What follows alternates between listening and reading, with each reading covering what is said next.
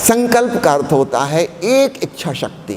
ओशो जिसको कहते हैं प्यास, अभीप्सा, पूरी जिंदगी उस पे दांव पे लग जाए तो जाके जीवन में सफलता हासिल होगी। चाहे वह जीवन में बहिर्मुखी बाहर का लक्ष्य हो अथवा भीतर का लक्ष्य हो, अध्यात्म का लक्ष्य हो।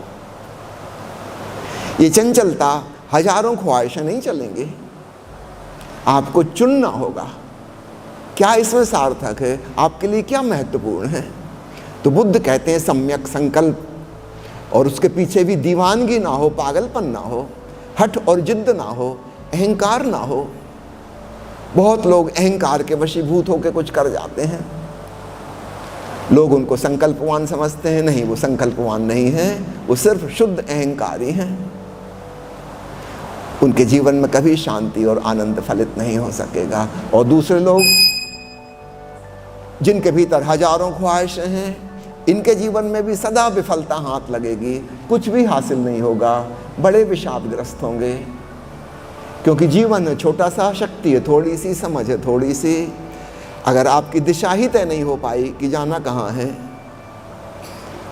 फिर कहीं भी पहुंचना कैसे संभव है।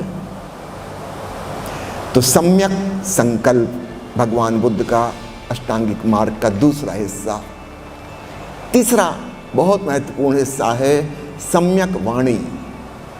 जो हम बोलते हैं, याद रखना वह भीतर के विचारों से जुड़ा है। विचार को ऐसा समझो कि अप्रगट वाणी, अनमैनिफेस्टेड थॉट्स, और वाणी ऐसे है जैसे मैनिफेस्टेड थॉट्स। जो विचार प्रकट हो गए उसको हम वाणी कहते हैं, और जो अभी प्रकट नहीं हुए वो भीतर विचार हैं। अक्सर हम विचारों के साक्षी होने का प्रयत्न करते हैं और इस कोशिश में हार जाते हैं। क्यों? क्योंकि विचार है बहुत सूक्ष्म और बारीक, उसको देख पाना इतना आसान नहीं है।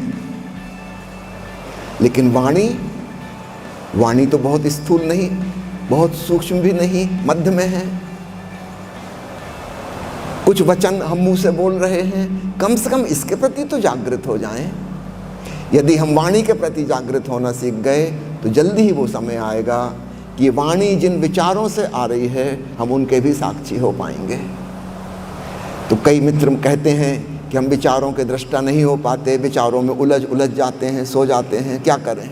मैं कहता हूँ छोड़ो, फिलहाल विचार की चिंता छोड़ो, अपनी वाणी के प्रति होश साधो, बात बन जाएगी।